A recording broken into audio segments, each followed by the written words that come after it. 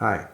Today I will talk about China's relationship to other countries in the world, yeah, and also China's conflict with other countries, and also how come that China very often feel lonely, and maybe not just China, also the people of China.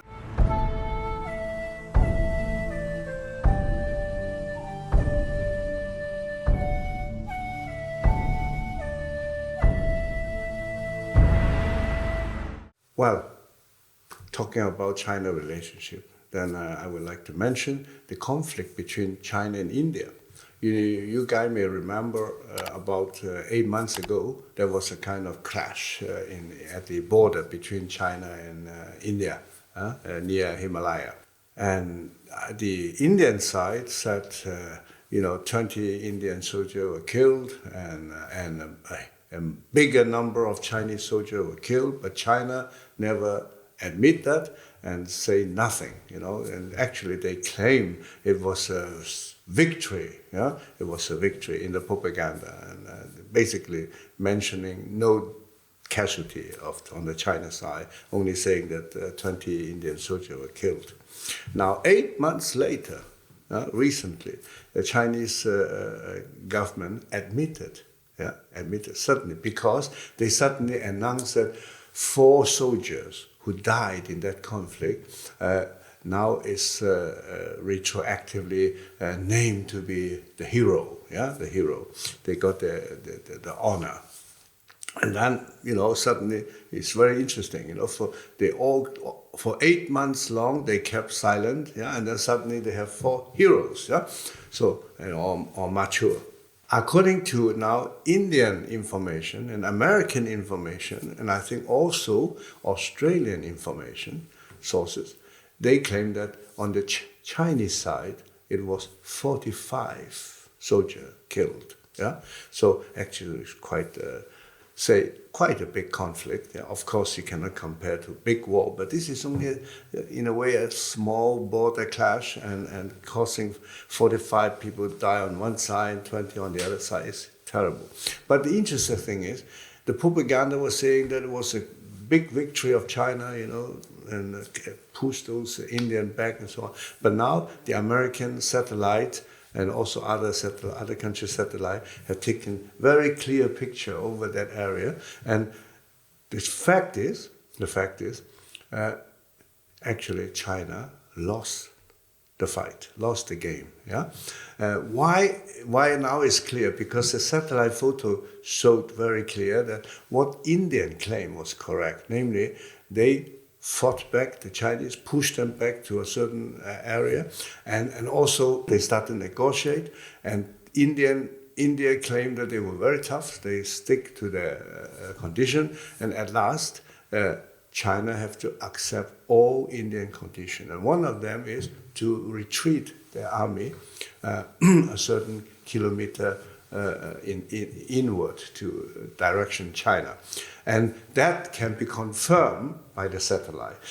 The satellite could confirm that the Indian soldier, because you cannot hide all these military vehicles and the soldier and the weapon and so on. In that area in Himalaya is very often very clear air. You can take an extremely clear picture. So the picture proved that the Indian never withdraw, but the Chinese withdraw completely, as the Indian required. So all these, of course, no Chinese people in mainland China learn about that. That's kept secret. And unfortunately, not only India and China has, so to say, a kind of military conflict. Recently, between China and Japan, also getting very tense. Japanese government has sent a warning to China and say, if they continue to intrude the Japanese island, the Japan claim, they have a island between China and Japan that China claimed that it is their territory and Japan claims it's there. Now it's getting tense and escalated. So recently Japan say, if you dare to land on that island, Japanese Navy will open fire. So this is interesting. So talking about that, all this conflict and so on, it remind me that recently I was a participant in a discussion, in a kind of a discussion group. A number of intellectuals, you can say. Actually, they are people from different walks, artists, politicians, environmentalists, engineers, scientists, and so on. Yeah, around 10 people maybe. It's a kind of discussion group which I joined from time to time, and I'm the only Chinese in that group. And recently, they have an interesting topic. Everyone is allowed to invent a topic, and then you share with the other your opinion. So that topic was why China have so many enemies and so few friends. Yeah, and the guy who raised this question, because he has gone through the world map, and to be honest, he actually is not so critical to China. Yeah? But then he said, to be honest, the only country I really can classify as a loyal ally to China is North Korea. And then it stopped. Not even Vietnam I can do it, because between Vietnam and China, there is also a territorial conflict. Yeah, some islands in the South China Sea, Vietnamese claim that it's there, and China claim it's there. So there is also a tension. There's not much friendship to talk about, and and also in the leadership top of Vietnam, there is quite a strong force inside the leadership that would prefer to come closer to America and the West rather than closer to China. But of course, there is another force in the Vietnamese Communist Party who want to come closer to China. But anyway, he said, even Vietnam, I cannot take it as an ally of China. How come? So it was a big discussion. And they very much would like to hear my opinion, because I'm the Chinese in the group. I say, you know what? Number one, it is absolutely not correct. Some of us say that it's because of Chinese character, Chinese people are introvert and whatever and so on. This is not true. Yeah, it's not the reason. Absolutely not. That's why they have so few friends. And my simple argument, very simple argument, I say, look at the Republic of China, that is Taiwan. It's totally Chinese. 99.9% of the population in Taiwan are Chinese. And culturally, they are probably more Chinese than those Chinese in mainland China.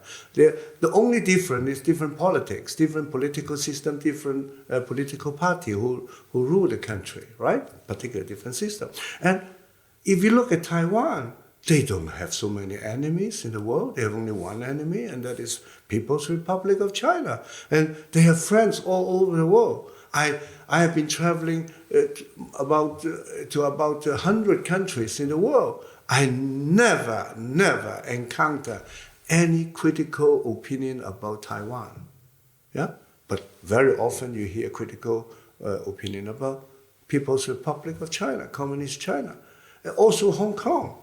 Yeah? Hong Kong people are also Chinese people, and they are welcome everywhere. They have friends everywhere.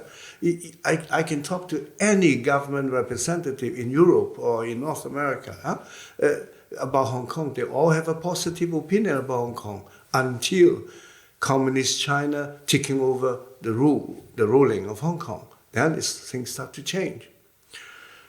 Now, not only the regime, the political regime in China is actually lonely. It's true. Yeah? But of course, in that discussion group, someone was saying, yeah, but wait a moment.